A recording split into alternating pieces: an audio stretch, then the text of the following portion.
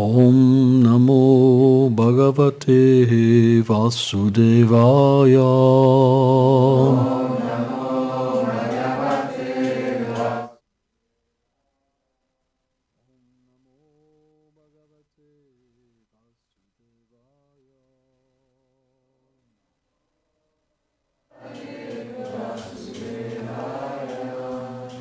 Donc on va lire un verset du 14e chapitre intitulé Les trois gunas, verset 17. Sadvat sanjayate gyanam rajaso lobahe vacham pramadam maho tamasum bhavatu gyanam evacha. De la vertu naît le savoir véritable et de la passion l'avidité. La folie, la sottise et l'illusion naissent pour leur part de l'ignorance. Teneur et portée. Puisque la civilisation actuelle ne peut pas réellement répondre aux attentes légitimes des êtres, la conscience de Krishna est vivement recommandée. Grâce à elle, la société pourra s'élever jusqu'à la vertu. Et quand la vertu prévaudra, les gens verront les choses telles qu'elles sont. Sous l'influence de l'ignorance, les hommes sont pareils aux animaux et ne peuvent voir les choses dans leur juste relief. Ils sont incapables, par exemple, de comprendre que s'ils abattent un animal, ils auront toutes les chances dans leur prochaine vie de se faire tuer à leur tour par ce même animal. Parce qu'ils ne reçoivent aucune véritable connaissance, les hommes d'aujourd'hui sont irresponsables. C'est donc pour cette inconscience qu'il est impératif d'établir dans la société un système d'éducation qui permette à chacun de développer la vertu. Alors, tous, parce qu'ils auront pleinement conscience des choses telles qu'elles sont, trouveront sobriété, bonheur et prospérité. Et même si la majorité de la population ne parvient pas à cet état, il suffit qu'un certain pourcentage seulement développe leur conscience spirituelle et se place sous l'égide de la vertu pour que la paix et la prospérité soient possibles. Et si le monde continue à vivre sous l'emprise conjuguée de la passion et de l'ignorance, la chose restera impossible. Ok. Oma gyanati milandasya gyanam jalam shalakaya shakshuru militam jena taismei shigulave namah.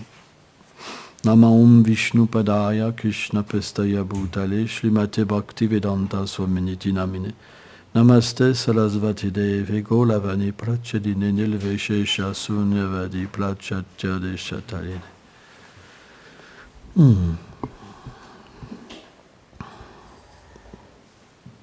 Donc il existe dans le monde matériel des influences. Trois influences, qui sont l'ignorance, la passion et la vertu, et qui conditionnent les êtres vivants. Narada Muni explique que l'être pense être éveillé, mais l'éveil spirituel, c'est être conscient de sa relation éternelle avec le divin, qu'on appelle dans les Védas Krishna. Krishna, ça veut dire la vérité absolue. Quand on est conscient de ce lien, on devient une âme libérée. Ça veut dire libérée du sommeil matériel, de l'ignorance. Or, tant qu'on est conditionné, on subit l'emprise de ces trois influences et on est dans deux sortes de rêves. Un rêve qu'on appelle éveillé, avec le corps, où on pense être ce corps, mais finalement, quand ce qu'on appelle la mort, quand on quitte un corps et qu'on reprend un autre corps, le rêve éveillé se termine pour reprendre un autre. Et on a ce qu'on appelle un rêve endormi, où toutes les nuits, quand on rêve, on a une vie avec le corps subtil, où on accomplit en fait des actions sous une forme subtile. Donc on a deux états de rêve. Mais ces deux états-là sont transitoires. Elles n'ont rien à voir avec notre constitution éternelle. C'est pourquoi, tant qu'on est à ce niveau de vie, on est un état de conscience comme une personne dictée par son instinct. L'instinct de la condition matérielle. C'est pour ça que parfois les acharyas ont des mots un peu durs, comme l'animal par exemple. Pourquoi ? Parce qu'à ce niveau de vie, on vit par instinct et pas par la conscience de l'âme. Hein. Et donc dans cet instinct qui est basé sur l'ignorance, on ne peut rien comprendre de l'âme. Que dire de l'âme suprême ? Hein ? Et que dire des états de la dévotion quand on peut rencontrer le Seigneur dans toute sa douceur et que le Seigneur lui-même en fait se donne à son dévot. C'est quelque chose qui est impossible. Hein ? C'est pourquoi les textes védiques recommandent qu'on doit au moins s'établir dans la vertu, car la vertu, c'est synonyme de lever la tête en l'air. Ça veut dire il se passe autre chose que le fait de manger, s'accoupler, se défendre, hein, et de dormir. Ça, c'est l'instinct dans l'ignorance, l'instinct animal.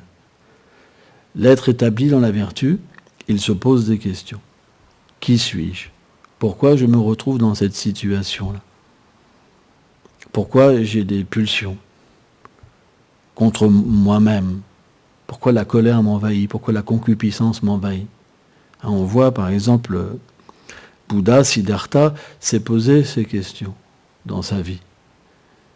Il s'est dit, mais en fait, ce que les gens appellent l'amour, c'est juste la souffrance. Parce que quand on est attaché, plus on est attaché, plus on souffre. Et tout spiritualiste comprend que l'attachement est la source de la souffrance. Et l'attachement, ça veut dire je suis le corps de matière. Il existe l'attachement spirituel, mais qui ne peut être connu qu'au niveau de l'attraction spontanée pour le divin. Mais cet attachement, il n'est pas une prison, il est une libération. Puisque comme le Seigneur suprême est illimité, quand vous êtes attaché au Seigneur suprême, alors vous découvrez des qualités illimitées et un amour illimité. Alors que quand vous êtes attaché à une âme conditionnée, vous êtes attaché à quelque chose qui est imparfait. Puisque la condition de l'âme, quand elle est recouverte par l'ignorance, la passion et la vertu, cette condition-là, elle est imparfaite. Et automatiquement, si vous êtes relié à quelqu'un d'imparfait, il y a une souffrance. Parce que vous allez attendre quelque chose qu'une personne ne pourra pas vous donner. Donc l'attachement génère la souffrance. C'est quelque chose de facile à comprendre. Hein ? La vertu, ça veut dire la foi spirituelle. Alors bien sûr, la foi, elle peut être dans l'ignorance, dans la passion, dans la vertu, et aussi dans la transcendance. Parce que Vishwanath Chaitanya Thakur explique que la vertu, c'est ni plus ni moins, le maximum, c'est Atma Tattva, la conception de l'âme. Mais ce n'est pas la transcendance. La transcendance, c'est une plateforme où le Seigneur se révèle. On appelle cette plateforme Vasudev. C'est une plateforme où on transcende les trois gunas. Quand on n'est plus sous l'égide de l'ignorance, de la passion et de la vertu matérielle, qui est mélangée d'ignorance et de passion, et qu'on est situé dans la pure vertu, Vishuddha Sattva, alors c'est le plan où on peut connaître le Seigneur suprême. C'est pour ça que dans les Védas, on parle beaucoup des trois influences matérielles et les effets qu'elles portent. Mais le but des Védas, ce n'est pas simplement de transcender les trois gunas, mais c'est de réaliser notre relation éternelle avec le Seigneur suprême. Car c'est que sur ce plan-là où on peut véritablement trouver le bonheur. Même les êtres qui ont beaucoup d'argent ne sont pas heureux. Même les gens qui ont beaucoup de pouvoir ou beaucoup de connaissances ne sont pas heureux. Mais simplement celui qui peut être relié à la source du bonheur et à la source des qualités, il peut tout recevoir. C'est pourquoi cette grande personnalité qu'on appelle Dieu a une qualité primordiale, c'est sa compassion. Ça veut dire que bien qu'il soit illimité, il peut venir aider les êtres. Il peut venir dans ce monde matériel pour aider les êtres selon leur qualification. C'est pour ça que, bien que le Seigneur soit un, il existe différentes voies, différentes foi. Quand le Seigneur explique dans la Bhagavad Gita, Etamam Prapadante, il réciproque avec l'être vivant. Mais il réciproque avec quoi? Avec sa foi. Donc réciproquer, ça veut dire que peu importe de la manière que vous allez vous adresser à lui, il va prendre cette forme. Il va prendre cette forme. Il va réciproquer avec votre foi. Il va vous donner la force. Et de cette manière, l'être vivant à son niveau, il va établir un lien avec la vérité absolue. C'est très important à comprendre. Ne pensez jamais que des êtres qui ont la foi, ils sont simplement dans une imagination, parce qu'ils ont une autre foi que vous. Leur foi est véritable, parce que le Seigneur réciproque avec tous les êtres et avec toutes les foi. Ça, c'est très important à comprendre. Mais dans ce domaine, Etamam Prapadante, le Seigneur réciproque avec notre désir. Mais les Védas expliquent que le Seigneur est aussi au-delà de la nature matérielle. Bien qu'il réciproque avec les êtres pour les aider, il est bien au-delà. Il a aussi un aspect personnel. Il a aussi plein d'aspects personnels. Parce que c'est expliqué que le Seigneur suprême, pour satisfaire le désir de ses dévots, il a différentes demeures et différents aspects, bien qu'il soit un. Il est aussi dans le cœur de chaque être, bien qu'il soit un. À la différence d'un yogi qui peut se manifester par 11 formes, mais que chaque forme est identique, il ne peut pas être à 11 endroits différents, dans 11 situations différentes, avec des sentiments différents et des paroles différentes. Un yogi ne peut pas faire ça. Le Seigneur suprême, qui est le plus grand des yogis, il peut être dans des situations illimitées et accompagner chaque être personnellement. C'est la différence. Et à la fois, il peut être dans son royaume éternel, dans différentes planètes transcendantales, au-delà des milliards d'univers matériels, et être dans une action personnelle, un amour personnel avec chacun. C'est ça qui différencie un être vivant ordinaire, un yogi, que du maître suprême. Parfois, on voit en Inde des gens, parce qu'ils ont quelques pouvoirs, et c'est fréquent, ils se font adorer comme Bhagavan. Mais Bhagavan, c'est bien quelque chose de différent. Par exemple, Krishna, quand il est venu, c'est simplement un tout petit aspect de sa personne, il s'est manifesté en 16 108 formes pour être avec chacune de ses reines dans chaque palais. Et quand Narada Muni, il est venu voir ce Seigneur suprême dans chaque palais, il faisait quelque chose de différent dans chaque palais. Ça, un yogi ne peut pas. Et encore, c'est un tout petit aspect que le Seigneur, en fait, manifeste pour juste réciproquer avec ses dévots. Parce qu'on a chacun une relation d'amour. Il est illimité, mais il se met au niveau de l'être vivant pour lui donner complète satisfaction. C'est ça, Dieu. Samom salvabhute eshu. Le Seigneur explique, il est impartial envers personne. Ni partial. Simplement, il réciproque avec le sentiment d'amour. C'est pourquoi, quand notre sentiment est pur, on peut voir le Seigneur face à face. On peut lui parler, mais pas avec des sens matériels, pas avec un corps matériel, avec un corps transcendantal. Ça veut dire que l'âme peut, à ce niveau, manifester sa réalité éternelle. Ce n'est pas possible avant. On appelle cette plateforme Vimukti, la libération spéciale. Donc, la foi, c'est un domaine qui est véritablement personnel. C'est un cheminement. Par exemple, même dans une même religion, une même voie, vous pouvez avoir différents aspects qui sont plus attirants ou pas pour une personne ou pour une autre. Il y a, par exemple, dans le Vaishnavisme, la voie de la Vedi Bhakti, où on adore le Seigneur plus avec une révérence. par exemple, avec des règles. Et la Ragamark, la voie de la spontanéité, c'est une voie où le Seigneur, c'est expliqué, il cache toutes ses opulences. Dans la première voie, il manifeste ses opulences. Et dans la seconde, il cache toutes ses opulences et il manifeste toute sa douceur. Bhaktivinoda Thakur, il dit, à ce niveau de réalisation spirituelle, la conception de Dieu disparaît. Ça veut dire que l'être vivant voit son ami, son enfant ou son bien-aimé. Et pas simplement que les êtres ont une forme humaine, transcendantale, parce qu'on dit que l'être est fait à l'image de Dieu. C'est pour ça qu'on parle de forme humaine, mais ce n'est pas vraiment des formes humaines, parce que c'est des formes transcendantales.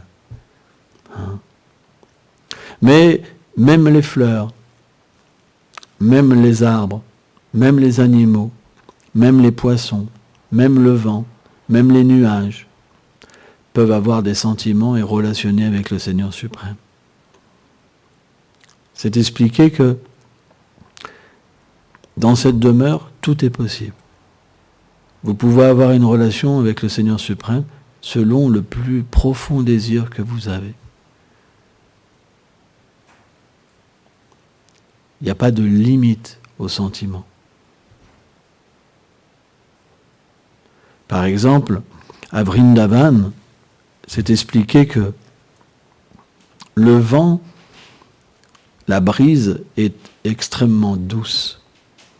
Elle est une personne qui collecte tous les arômes de la forêt, même leurs sentiments, pour les donner au Seigneur suprême quand il passe sur son corps. C'est des choses qui sont difficiles à comprendre, mais qu'on peut imaginer. Parce que le monde de la perfection, ça veut dire qu'il n'y a pas de matière inerte. Tout est conscience. Ça n'existe pas.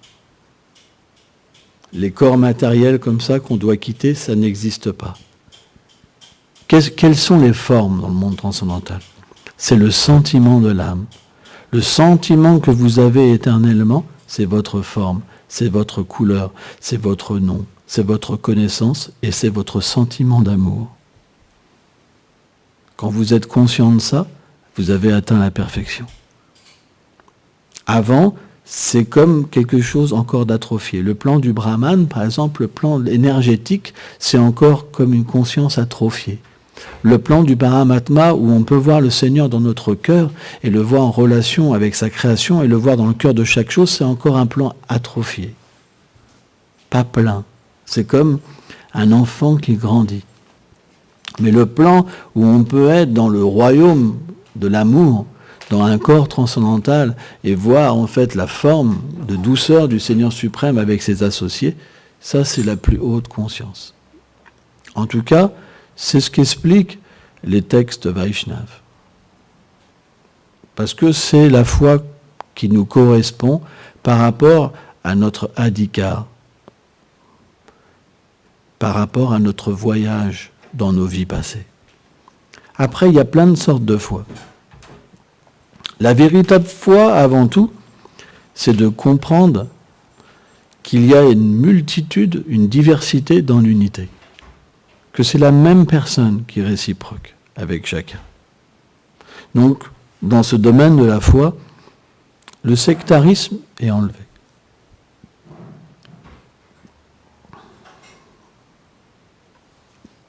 Alors on pourrait se dire, mais pourquoi dans toutes les formes de religion il y a une sorte de sectarisme ? C'est pour ça que souvent les gens cherchent une spiritualité différente parce qu'il y a trop de conflits. Par exemple, vous rentrez dans une voie, vous en sortez, vous êtes considéré comme un ennemi, par exemple. Un traître.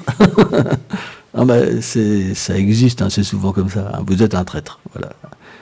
Et on veut même vous mettre à mort des fois. Ça rigole pas, c'est pas évident. Pourquoi ? C'est parce que la foi, elle n'est pas réalisée. Les gens sont à un certain niveau. Ils parlent, mais ils n'ont pas réalisé. Quand on parle de quelque chose qu'on n'expérimente pas, naturellement, si on entend une autre façon de parler, on va ressentir de l'envie et de la colère.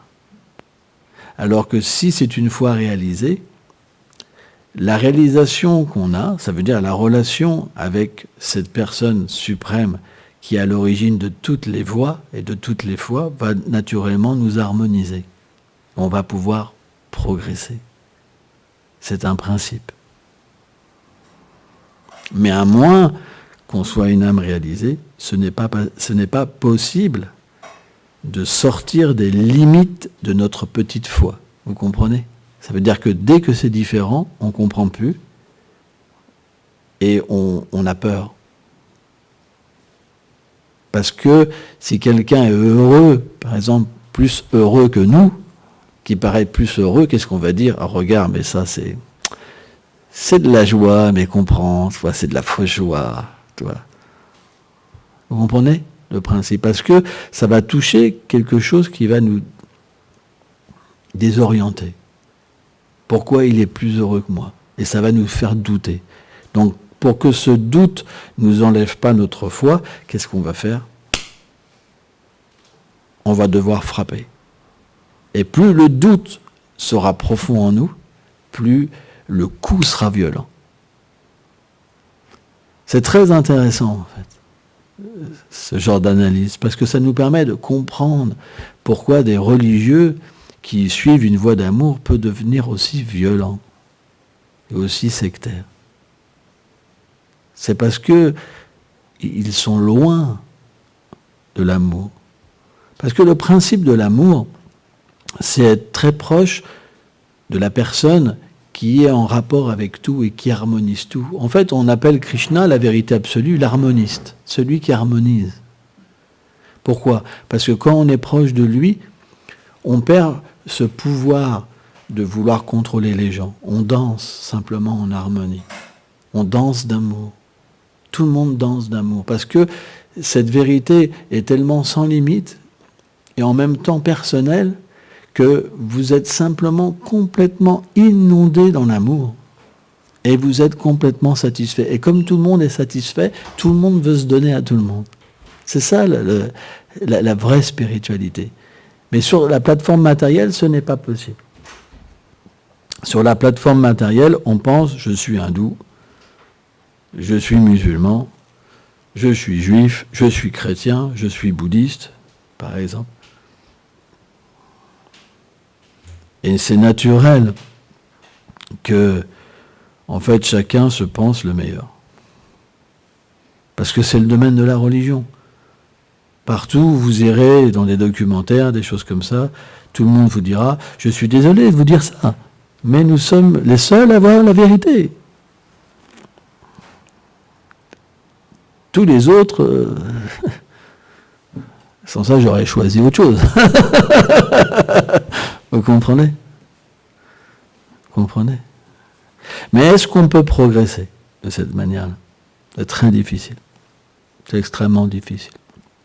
Parce que la haine envers les autres ne nous rapproche pas de la vérité. C'est une base. Ce que je parle là, c'est une base. On ne va pas parler de rasa si les gens n'ont pas la base. Il faut au moins la base. Si la base est bonne, après on peut aller vers l'amour.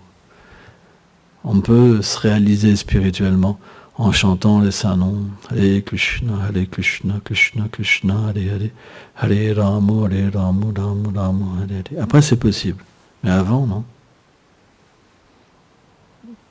Si notre amour n'est pas équitable, si on ne respecte pas le chemin de chacun, c'est pas possible. Parce que qui a derrière ce chemin ? Ce même Seigneur qu'on adore tous. Donc vous devez avoir ce bon respect. Chacun a le droit d'être ce qu'il a envie d'être. Alors c'est pas facile, mais il faut travailler sur nous-mêmes. Il faut avoir ce bon respect. Pourquoi une personne prend un autre chemin ? C'est parce que c'est quelque chose qui l'appelle.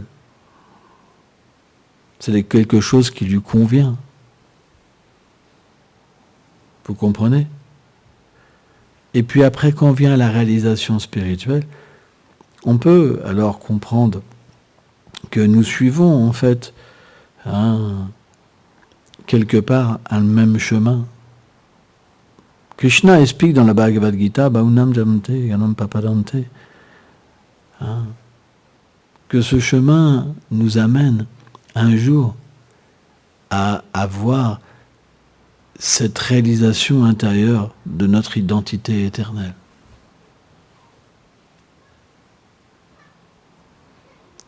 À partir de là, ça ne bouge plus, parce que toutes les couches qui nous recouvrent s'en vont.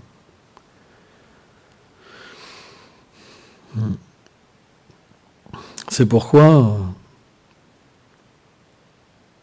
on devrait adopter une spiritualité positive, qui nous permette d'avoir le bon respect. Par exemple, moi je sais, à une époque, j'allais voir d'autres fois. J'aime bien aller dans des endroits où il y a beaucoup de gens qui prient ensemble, etc. Mais malheureusement, j'ai fait tellement l'expérience quand je disais quelle était ma foi, que les gens me rejetaient, arrêtaient de me parler, arrêtaient de me sourire. Je me rappelle une fois, j'ai fait un pèlerinage, alors je ne dirais pas où, et tout le monde était gentil avec moi. Et quand j'ai dit ma foi, tout le monde a arrêté de me parler. Donc à partir de là, j'ai compris une chose. C'est que si on veut être tous ensemble, il ne vaut mieux pas trop parler.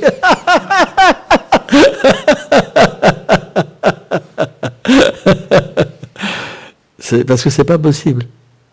J'ai essayé plein de fois dans des endroits, des pèlerinages, j'ai visité beaucoup de lieux, c'était toujours pareil. Toujours pareil. Après, il y a les avions qui arrivent bientôt, là. Et c'est pourquoi c'est dur, parce qu'au début, on est un petit peu sentimentaliste. On voudrait que on soit tous ensemble, qu'il n'y a plus de barrières, mais voilà, les barrières sont là, qu'est-ce qu'on peut faire? On doit aussi les accepter, on doit vivre dans un monde réel.